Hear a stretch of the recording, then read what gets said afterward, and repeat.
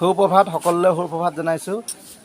আমি আজি বৰদেৱী জাতীয় বিদ্যালয়ৰ যি প্ৰাৰ্থনা সভাৰ দৃশ্য দেখুৱাবলৈ চেষ্টা কৰিছোঁ। আচলতে পূজা বন্ধত একেবাৰে এইকেইদিন স্কুল ছাত্ৰ ছাত্ৰী নাছিলে। আচলতে এটা আমাৰ পৰম্পৰা আছে ছাত্ৰ ছাত্ৰীসকলৰ যে পূজা বন্ধৰ পিছত বা যিকোনো উৎসৱৰ বন্ধৰ পিছত যে আমি স্কুল নাযাওঁ, সোমবাৰৰ যাম। যদি স্কুল বৃহস্পতিবাৰ খোলা হয় যে সোমবাৰ যাম, তেনেকুৱা ধৰণৰ এটা আমাৰ অতীতৰ পৰম্পৰা আছে। কিন্তু এই পৰম্পৰাটো বৰ্তমানো চলি আছে। ইয়াৰ বাবে আচলতে আমাৰ সজাগতাৰ প্ৰয়োজন। ইয়াৰ বাবে আচলতে আমাৰ গাঁও অঞ্চলবিলাকত অভিভাৱকসকলৰ সজাগতাৰ প্ৰয়োজন যে আজি বুধবাৰৰ পৰা স্কুল খোলা, আচলতে বুধবাৰৰ পৰাই যাব লাগে। আজি বৃহস্পতিবাৰৰ পৰা স্কুল খোলা, বৃহস্পতিবাৰে যাব লাগে।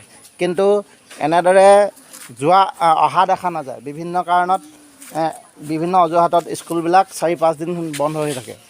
আমি আচলতে এই যি পৰম্পৰা বুলি কৈছোঁ, আমি এই পৰম্পৰাবিলাক উঠাব হ'ল। আমি সময়ৰ কাম সময়মতে কৰিবলগীয়া হ'ল, দৰকাৰ।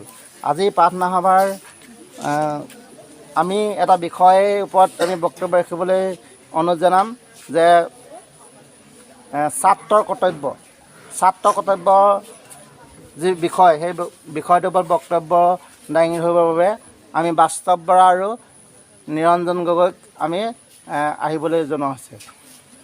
নৱম মান শ্ৰেণী বাস্তৱ বৰা আৰু নিৰঞ্জন গগৈ।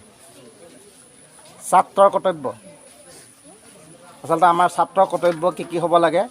আচলতে ছাত্ৰৰ কৰ্তব্য কেনেদৰে হ'ব লাগে, অকল অধ্যয়নতে ছাত্ৰসকল আমি জড়িত হৈ থাকিব নালাগে। তাৰ ওপৰত আমি বক্তব্য ৰাখিবলৈ নিৰঞ্জন গগৈ আৰু বাস্তৱ বৰাক ক'বলৈ অনুৰোধ জনাইছোঁ। সুপ্ৰভাত সকলোলৈ সুপ্ৰভাত জনাইছোঁ। আমি আজি বৰদেৱী জাতীয় বিদ্যালয়ৰ যি প্ৰাৰ্থনা সভাৰ দৃশ্য দেখুৱাবলৈ চেষ্টা কৰিছোঁ। আচলতে পূজা বন্ধত একেবাৰে এইকেইদিন স্কুল ছাত্ৰ ছাত্ৰী নাছিলে। আচলতে এটা আমাৰ পৰম্পৰা আছে ছাত্ৰ ছাত্ৰীসকলৰ যে পূজা বন্ধৰ পিছত বা যিকোনো উৎসৱৰ বন্ধৰ পিছত যে আমি স্কুল নাযাওঁ, সোমবাৰৰ যাম। যদি স্কুল বৃহস্পতিবাৰ খোলা হয় যে সোমবাৰ যাম, তেনেকুৱা ধৰণৰ এটা আমাৰ অতীতৰ পৰম্পৰা আছে। কিন্তু এই পৰম্পৰাটো বৰ্তমানো চলি আছে। ইয়াৰ বাবে আচলতে আমাৰ সজাগতাৰ প্ৰয়োজন। ইয়াৰ বাবে আচলতে আমাৰ গাঁও অঞ্চলবিলাকত অভিভাৱকসকলৰ সজাগতাৰ প্ৰয়োজন যে আজি বুধবাৰৰ পৰা স্কুল খোলা, আচলতে বুধবাৰৰ পৰাই যাব লাগে। আজি বৃহস্পতিবাৰৰ পৰা স্কুল খোলা, বৃহস্পতিবাৰে যাব লাগে।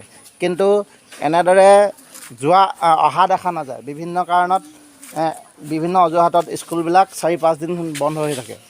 আমি আচলতে এই যি পৰম্পৰা বুলি কৈছোঁ, আমি এই পৰম্পৰাবিলাক উঠাব হ'ল। আমি সময়ৰ কাম সময়মতে কৰিবলগীয়া হ'ল, দৰকাৰ। আজি প্ৰাৰ্থনা সভাৰ আমি এটা বিষয়ৰ ওপৰত আমি বক্তব্য ৰাখিবলৈ অনুৰোধ জনাম যে ছাত্ৰৰ কৰ্তব্য যি বিষয়, সেই বিষয়টোৰ ওপৰত বক্তব্য দাঙি ধৰিবৰ বাবে আমি বাস্তৱ বৰা আৰু নিৰঞ্জন গগৈক আমি আহিবলৈ জনোৱা হৈছে।